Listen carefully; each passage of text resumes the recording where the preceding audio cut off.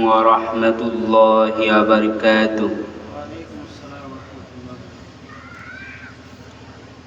نحمده ونستعينه ونستغفره ونؤمن به ونتوكل عليه ونعوذ بالله من شرور أنفسنا ومن سيئات أعمالنا. من يهده الله فلا مضل له ومن يضلله فلا هادي له.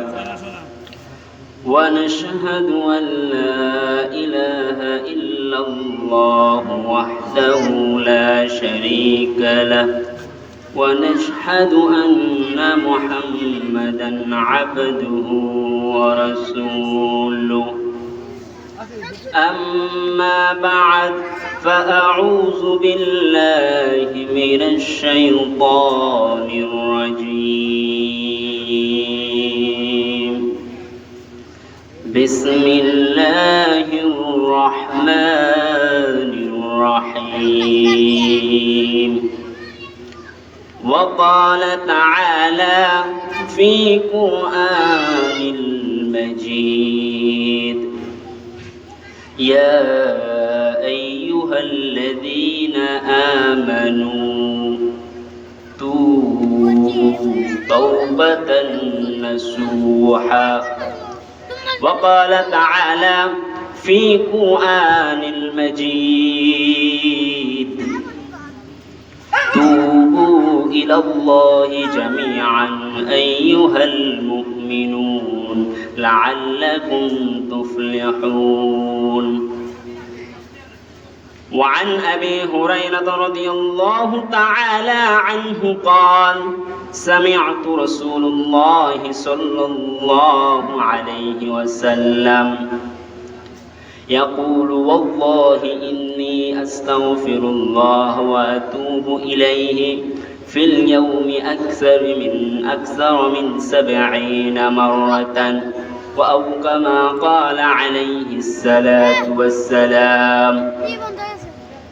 আলহামদুলিল্লাহ, আল্লাহ পাকের দরবারে লাখ কোটি শুকরিয়া যে মহান রব্বুল আলামিন আজকে আমাদের এই গ্রামের মাহফিলকে সুন্দরভাবে চালানোর তৌফিক দান করেছেন এবং সুন্দরভাবে মাগরিবের পর থেকে চলতেছে। ইনশাআল্লাহ এভাবেই চলতে থাকবে। তো আল্লাহ তাআলা যে আমাদের এত সুন্দর একটা নিয়ামত দান করেছেন সেজন্য আমরা শুকরিয়া আদায় করি। সবাই বলুন আলহামদুলিল্লাহ। প্রিয় গ্রামবাসী, আপনাদের উদ্দেশ্যে একটা কথা বলি। এই মাহফিলটা আজকে আপনাদের জন্য একটা বিরাট নিয়ামত। এটা আল্লাহ তাআলার পক্ষ থেকে বিশেষ একটা অনুগ্রহ আপনাদের উপর।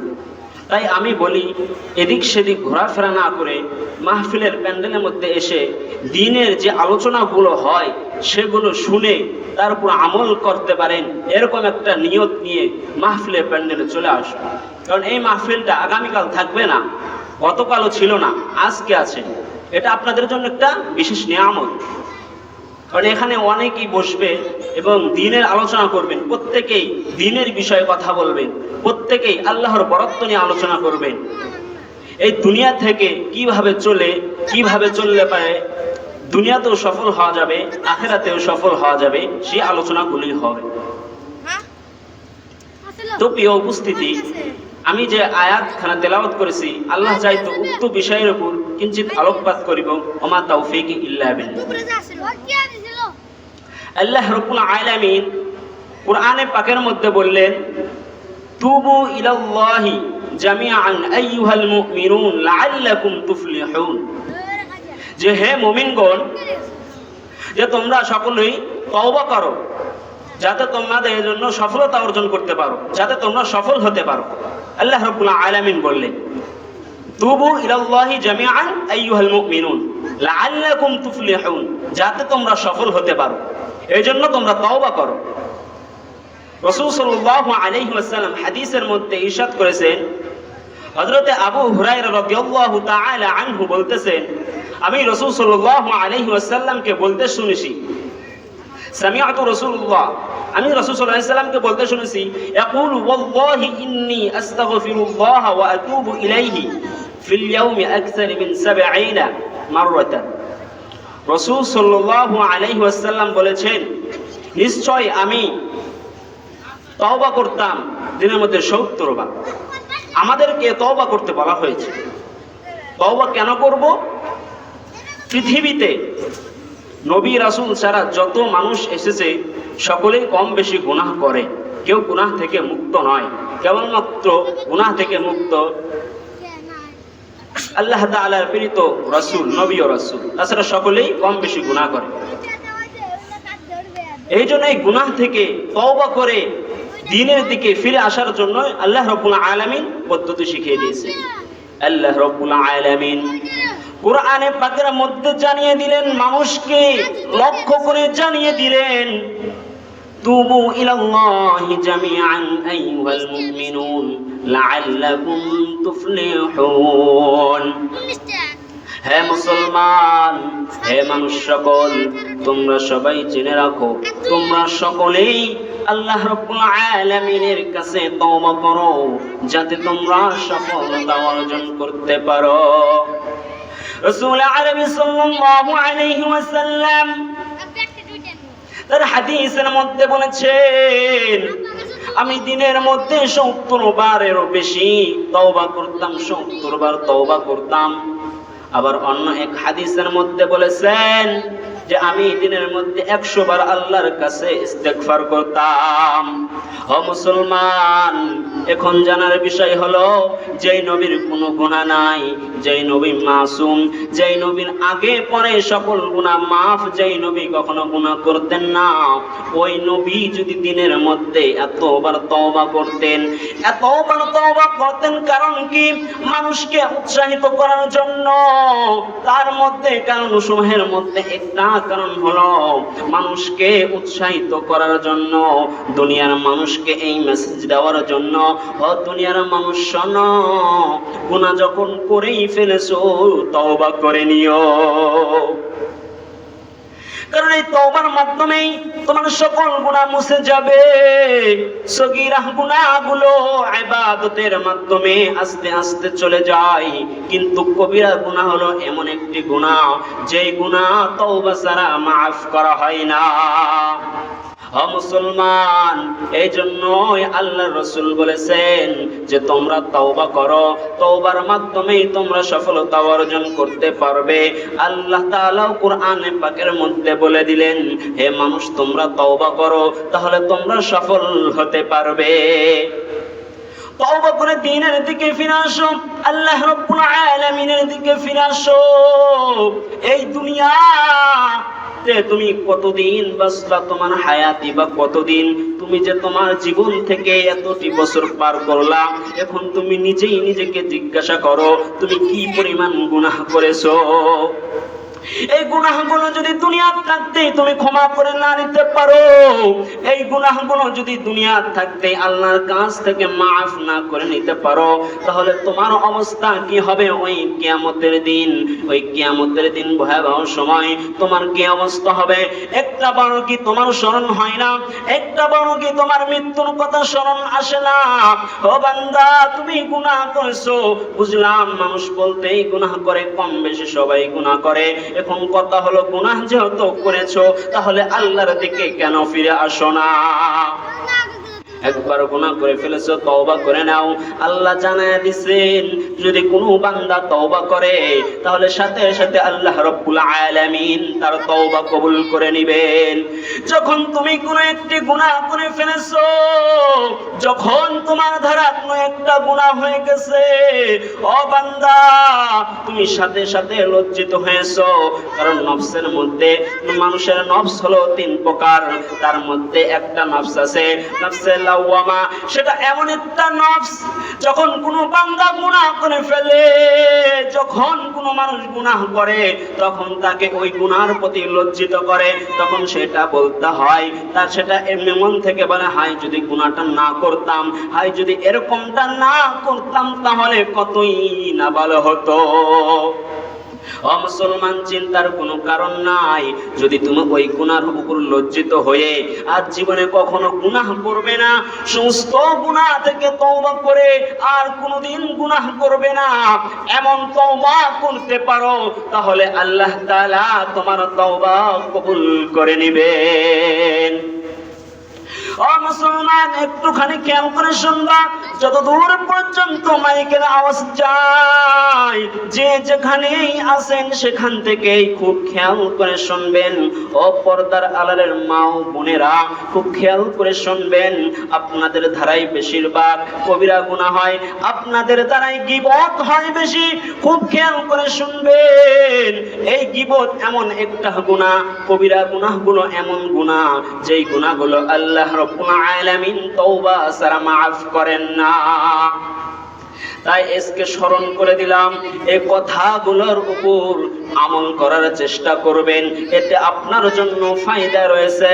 কারণ আল্লাহ রাব্বুল আলামিন মানুষকে বলেছেন লাআল্লাকুম তুফলিহুন, যারা তওবা করবে, যারা তওবা করে, তারাই সফলতা অর্জন করতে পারে। মুসলমান ভাইরা আমার, আজকাল আমরা গুনাহকে গুনাহ মনে করি না, ছোট ছোট গুনাহগুলোকে আমরা মনে করি, সাধারণ গীবত করাকে আমরা সাধারণ মনে করি, আমরা কোনো গুনাহকে আর গুনাহ মনে করি না। অথচ এই গুনাহগুলো কত ভয়াবহ, আমরা যদি একটু ইতিহাস ঘাঁটি তাহলেই বুঝতে পারবো এই গুনাহগুলো কত ভয়াবহ। এই গুনাহের কারণে কি হয়, এই গুনাহ করার কারণে কি পরিণত হয়, আমরা যদি একটু কোরআন হাদিস খুলে দেখতাম। কিন্তু আশ্চর্যের বিষয় হলো, মানুষ এখন আর কোরআন খুলতে চায় না, কোরআনের কথা মানতে চায় না। এখন মানুষের মধ্যে এমন একটা চিন্তা ঢুকেছে, মানুষের মাইন্ডটা এমন হয়ে গেছে, ওই পশ্চিমা সভ্যতা, ওই আমেরিকারা কি বলে সেটাই মানুষ গ্রহণ করে। ওই পশ্চিমা যেই স্টাইল দেখায় সেই স্টাইলগুলো এখন গ্রহণ করে নেয়। ওই পশ্চিমা থেকে যেই আওয়াজ আসে, ওই আওয়াজগুলোর পক্ষে এখন মানুষ দিনে দিনে চলে যাচ্ছে। অথচ 1400 বছর আগে, আজ থেকে 1500 বছর আগে আল্লাহর নবী যে মডেলগুলো দেখিয়ে গেছেন, কোন ব্যক্তি যদি হযরত মুহাম্মদ সাল্লাল্লাহু আলাইহি ওয়াসাল্লামের মডেলের উপর চলতে পারে, নিয়মের উপর চলতে পারে, সুন্নাতগুলো আঁকড়ে ধরতে পারে, তাহলে সে হবে এই যুগের সেরা। কিন্তু মানুষ এখন আর মানতে চায় না। মানুষের মাথা থেকে পা পর্যন্ত পুরাটুকুই স্টাইল থাকে, পুরাটুকুই নিয়ম থাকে ওই পশ্চিমাদের নিয়মগুলো খুব সহজেই মেনে নিতে পারে মুসলমান। কিন্তু আল্লাহর নবী যেই হাদিসগুলো বলে গেছেন, আল্লাহর নবী যেই নিয়মগুলো বলে গেছেন, ওই নিয়ম আর কেউ মানতে চায় না। এই হলো আমাদের অবস্থা। আমরা এখন আর গুনাহকে গুনাহ মনে করি না, আমরা এখন আর নামাজও পড়ি না, নামাজও আর আমাদের লাগে না। আবার একদল আছে যাদের নাকি নামাজ লাগে না, তারাও আবার দলিল পেশ করে, বলে মনের নিয়ত বড় নিয়ত। অনেকেই বলে মনে মনে নামাজ পড়ে নাই।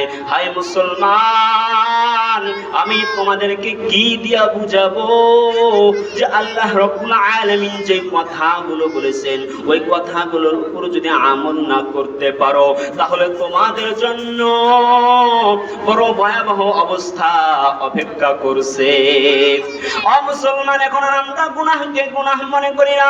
অথচ ইতিহাসের পাতা খুললে দেখা যায় সাহাবা একরাম ছোট্ট থেকে ছোট্ট একটা গুনাহ করলে এ পরিমাণ অনুতপ্ত হতো, এ পরিমাণ লজ্জিত হতো যে সাহাবাগণ তাদের বাসস্থান ছেড়ে চলে যেতেন, ওই পাহাড়ের চূড়ায় চলে যে কান্না করতেন, আল্লাহর কাছে হাউমাউ করে কান্না করতেন।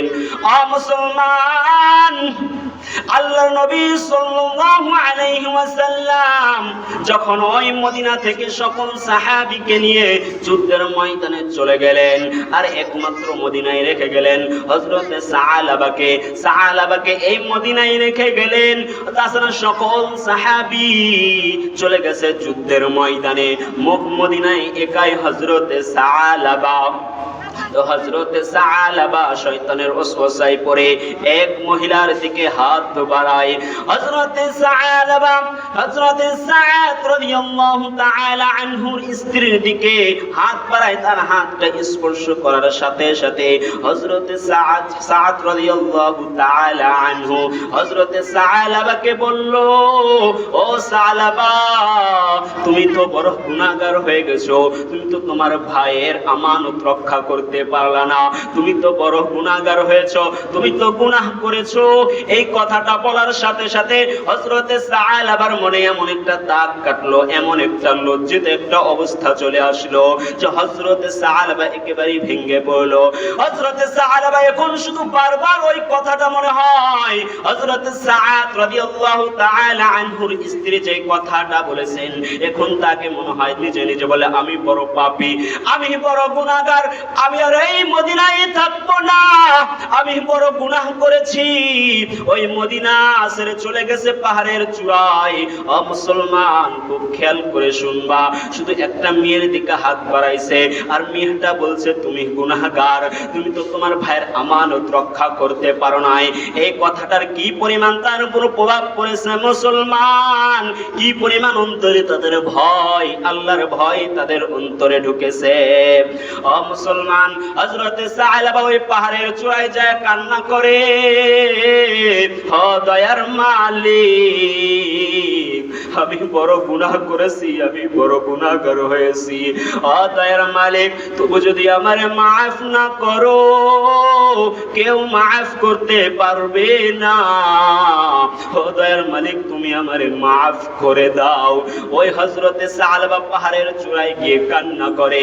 এদিকে রাসূল সাল্লাল্লাহু আলাইহি ওয়াসাল্লাম যুদ্ধ শেষ করে যখন মদিনায় ফিরলেন, হযরতে সাদ রাদিয়াল্লাহু তাআলা আনহু মদিনায় এসে স্ত্রীকে জিজ্ঞাসা করলেন, আমার বন্ধু সালাবা কোথায়? তখন তার স্ত্রী জবাব দিল, তোমার বন্ধু সালাবা বড় গুনাহ করেছে, তোমার আমানত রক্ষা করেছে, সে তোমার স্ত্রীর দিকে হাত বাড়িয়ে দিয়েছে, জানি না সে কোথায় গেছে, মনে হয় মক্কা মদিনা ছেড়ে চলে গেছে। হযরত সাদ রাদিয়াল্লাহু তাআলা আনহু খুঁজতে লাগলেন, মদিনার অলি গলিতে খুঁজতে লাগলেন, কোথাও পায় না। অবশেষে যখন পাহাড়ের চূড়ায় গেলেন, পাহাড়ের চূড়ায় গিয়ে দেখে হযরতে সালাবা সেখানে ক্রন্দন করতেছে, আল্লাহর কাছে ক্ষমা চাইতেছে, হাউমাউ করে কান্না করতেছে। সাদ রাদিয়াল্লাহু তাআলা আনহু যখন বললেন, ও বন্ধু সালাবা, চলো চলো মদিনায় যাই। হযরতে সালাবা ডাক দাপাই, না ভাই, আমি মদিনায় যাব না, আমি বড় গুনাহগার, আমি বড়ই পাপী, আমি গুনাহ করেছি, এই মুখ কেমনে দেখাবো মদিনাবাসীকে, আমি কিভাবে যাব? বারবার জোর করার পরও তিনি মানতেছে না। অবশেষে রাজি হলেন। হযরতে সালাবা ডাক কই, আমাকে যখন তুমি মদিনায় নিয়ে যাবে, তখন আমাকে ওই গুনাহগারদের যেমন, ওই পাপীদের যেমন হাতের মধ্যে বেড়ি লাগাইয়া, রশি লাগাইয়া টাইনা টাইনা নিয়ে যায়, অপরাধীদেরকে যেমন পুলিশেরা হ্যান্ডকাপ লাগাইয়া টেনে নিয়ে যায়, আমাকেও তুমি হাতের মধ্যে রশি লাগাইয়া মদিনায় টেনে নিয়ে যাও, যাতে মানুষ দেখে বোঝে সে একজন গুনাহগার, সে একজন অপরাধী। যখন তাকে এভাবেই নিয়ে যাওয়া হলো মদিনায়, সালাবা ডাক দেয়, ভাই আমি কিভাবে নবীর সামনে যাব, এই মুখ নিয়ে আমি কিভাবে যাব? দেখে আমি হযরতে আবু বকরের কাছে যাব, এই ভাই আবু বকর আমাকে কি বলে? যখন আবু বকরের কাছে গেলেন, আবু বকরের কাছে গেলে যা বললেন, ও আমার ভাই, আমি তো বড় গুনাহ করেছি, আমি তো এই গুনাহ করেছি, আমার কি হবে, আমার ফয়সালা কি? হযরতে আবু বকর ডাক কই, ভাই তুমি গুনাহ করেছো, এই গুনার শাস্তি দেওয়া আল্লাহ তাআলার ব্যাপার, আল্লাহ মাফ করবেন কি করবেন না আমি জানি না, তবে যাও যাও, তুমি যেই গুনাহ করেছো আমার নিকট তুমি আর থাইকো না, আমার কাছ থেকে তুমি চলে যাও, আমার নিকট তোমার কোনো আশ্রয় নাই। যখন আবু বকর বাহির করে দিলেন, হযরতে ওমরের কাছে যায় বললেন, ভাই আমি তো গুনাহ করেছি, আমি তো বড় পাপী, আমার ফয়সালা কি হবে? ওমর ডাকটা বলে, তোমার ফয়সালা আল্লাহর হাতে, আল্লাহ মাফ করবেন কি করবেন না এটা আল্লাহ তাআলার ব্যাপার। আমার কাছ থেকে তুমি চলে যাও, আমার কাছে তোমার কোনো স্থান হবে না, আমার কাছে তোমার কোনো স্থান হবে না, যাও তুমি চলে যাও। এভাবে ওসমানের কাছে যায়, ওসমানও বাহির করে দেয় সে গুনাহ করেছে বলে। তারা কি পরিমাণ গুনাহকে ঘৃণা করত, কি পরিমাণ গুনাহ থেকে দূরে থাকত। রায়গঞ্জের রায়গঞ্জ থানার মুসলমান একটুখানি খেয়াল করে শুনবা, এই ঘটনাগুলো বলার উদ্দেশ্যই হলো গুনাহকে কি পরিমাণ গুনাহ মনে করা হয়, গুনাহকে কি পরিমাণ গুনাহ মনে করতে হবে। এই ছোট্ট গুনাহটাও কত বড় গুনাহ এটাকেই আমি তোমাকে বুঝাইতে চাইতেছি। হযরতে সাহাবা যখন দেখলেন কোথাও তার জায়গা হয় না, অবশেষে নবীর কাছে যায় বলে, আল্লাহর নবী আমি বড় গুনাহ করেছি, আমি বড় অপরাধ করেছি, আল্লাহর নবী আমার কি ফয়সালা হবে? আমার নবীও ডাক দা বলে, ও সাহাবা তোমার কি ফয়সালা হবে সেটা আল্লাহ রাব্বুল আলামিনের ব্যাপার, যাও যাও তুমি আমার কাছ থেকেও চলে যাও। সবাই হযরতে সাহাবারে চলে যাইতে বলে, কেউ থাকতে বলল না। অবশেষে হযরতে সাহাবার ছোট্ট মেয়েটাও বলল, ও বাবা যখন সাহাবীরাও তোমাকে জায়গা দেয় নাই, এমনকি নবীও যখন তোমাকে জায়গা দেয় নাই, ও বাবা তুমি আর আমার বাড়িতে এসো না, যাও যাও তুমি কোথায় যাইবা যাও। হযরতে সাহাবা আবার মক্কা মদিনা ছেড়ে ওই পাহাড়ে গিয়ে কান্না করে, হাউমাউ করে কান্না করে, ও দয়ার মালিক তুমি যদি আমারে মাফ না করো দুনিয়ার কেউ মাফ করতে পারবে না। দুনিয়ার মানুষ তাদের স্ত্রী সন্তান নিয়ে ঘুমিয়ে আছে, আর আমি বড় অপরাধ করেছি, আমি মদিনায় থাকতে পারলাম না। ও আল্লাহ তুমি আমারে মাফ করে দাও। এমন কান্না, একদিন যাই, দুই দিন যাই, তৃতীয় দিন আল্লাহ রসুলের কাছে জিবরাইল আসিয়া জানিয়ে দিলেন যে আপনার সাহাবা কোথায়? আল্লাহ বলেছেন হযরতে সাহাবাকে খুঁজিয়ে আনতে। আমার আল্লাহ হযরতে সাহাবাকে মাফ করে দিয়েছেন। হযরতে সাহাবাকে এইবার খোঁজার জন্য মেম্বার থেকে ঘোষণা হলো, হযরতে সাহাবাকে তোমরা খুঁজতে যাইবা। তখন হযরতে আবু বকর, হযরতে ওমর ফারুক সহ বৃদ্ধ সাহাবী সালমান ফারসি সবাই চলে গেলেন।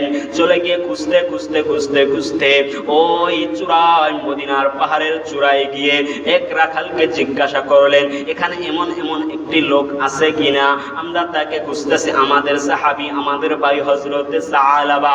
তখন বলল, না না এরকম একটা লোক দেখি নাই, তবে এমন একটা এখানে লোক আছে যে রাতের বেলা হলে পারে এমন ভাবে কান্না করে, যার কান্নার আওয়াজে আমাদের সন্তানগুলো ঘুমাইতে পারে না, যার কান্নার কারণে আমাদের পশুগুলো ঘুমাইতে পারে না, কেমন জানি কান্না করে।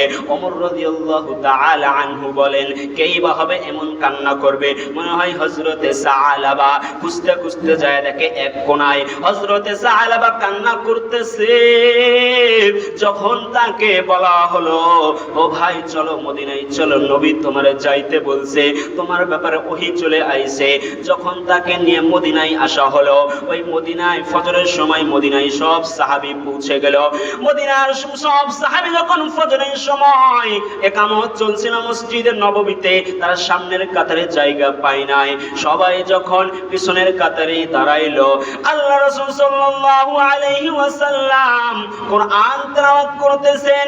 প্রথম রাকাতে যখন কোরআন তেলাওয়াত করতেন, সূরা তাকাসুর তেলাওয়াত করতেছেন, আলহাকুমুত তাকাসুর, এই কথাটা বলার সাথে সাথে হযরতে সাহাবা একটা চিৎকার দিলেন, পুরা মসজিদটা যেন কেঁপে উঠেছে, পুরা মসজিদ কেঁপে উঠেছে। যখন দ্বিতীয় আয়াত তেলাওয়াত করলেন, আলহাকুমুত তাকাসুম হাত্তা যুরতুমুল মাকাবির, হযরতে সাহাবা এমন একটা চিৎকার দিয়ে জমিনে পড়ে গেলেন, কারণ হযরতে সাহাবা অর্থগুলো স্পষ্ট বুঝতে পারতেছেন যে আল্লাহ রাব্বুল আলামিন বলতেছেন, তোমাদেরকে এই দুনিয়ার লোভ লালসায় তোমাদের ধ্বংস করে দিয়েছে, তোমরা অচিরেই জবাবদিহিতা করতে হবে। এমনকি যখন বুঝতে পারলেন, সাথে সাথে হযরতে সাহাবা জমিনে পড়ে গেলেন। নামাজের পরে যখন হযরতে সাহাবাকে বলা হলো যে তাকে পানি ঢালো, সাহাবার মাথায় পানি ঢালো, তখন হযরতে সালমান ফারসি যখন তাকে একটু স্পর্শ করলেন, সাথে সাথে নবীকে জানিয়ে দিলেন, নবী গো, হযরতে সাহাবাকে আর পানি ঢালতে হবে না, হযরতে সাহাবা দুনিয়া থেকে চলে গেছেন। মুসলমান, আমি তোমাদেরকে বুঝাইতে চাইলাম কি পরিমাণ অন্তরে ভয় গুনাহ করার পর। এই জন্য আমি বলি, গুনাহ যেহেতু করেছো, হতাশ হবার কিছু নাই, আল্লাহর কাছে ক্ষমা চাও, কারণ আল্লাহ নিজেই বলেছেন তোমরা তওবা করো, যারা তওবা করে তারা সফল হয়। এই জন্য মুসলমান ভাইয়েরা আমার, আমরা যেহেতু গুনাহ করেই ফেলেছি, সারমর্ম এটাই, আমাদেরকে তওবা করতে হবে। গুনাহ হয়ে গেলে সাথে সাথেই তওবা করতে হবে, কারণ তওবাকারীদেরকে আল্লাহ রাব্বুল আলামিন পছন্দ করেন। যারা তওবা করে তাদেরকে আল্লাহ রাব্বুল আলামিন পছন্দ করেন, কারণ আপনার তওবা ততক্ষণ পর্যন্ত কবুল হবে ওই আপনার চোখ বন্ধ হয়ে যাওয়ার আগ পর্যন্ত, আর ওই কিয়ামত হওয়ার আগ পর্যন্তই তওবা কবুল হবে, এরপরে আর তওবা কবুল হবে না। সুতরাং মুসলমান ভাইয়েরা আমার, আপনারা প্রত্যেকেই তওবা করবেন এবং একথা স্মরণ রাখবেন, আমাদের প্রত্যেককে এই দুনিয়া থেকে চলে যেতে হবে। আপনি যেই স্তরের হোক হন না কেন, আপনি যেখানকারই হন না কেন, যত বড়ই হন না কেন, আপনাকেও চলে যেতে হবে। এই দুনিয়ায় কেউ থাকতে পারবে না। মুসলমান, ধৈর্য ধরো, নামাজ পড়ো, দিনের উপর অটল থাকো, আল্লাহর কাছে বেশি বেশি কান্না করো। এই দুনিয়াতে কাঁদো বেশি, তাহলে পরকালে হাসতে পারবে। আল্লাহ রাব্বুল আলামিন এই কথাগুলোর উপর আমাকে এবং আপনাকে আমল করার তৌফিক দান করুন। সবাই বলুন আমিন। আখিরি দাওয়ানা আলহামদুলিল্লাহি রাব্বিল আলামিন। আলহামদুলিল্লাহ। অত্যন্ত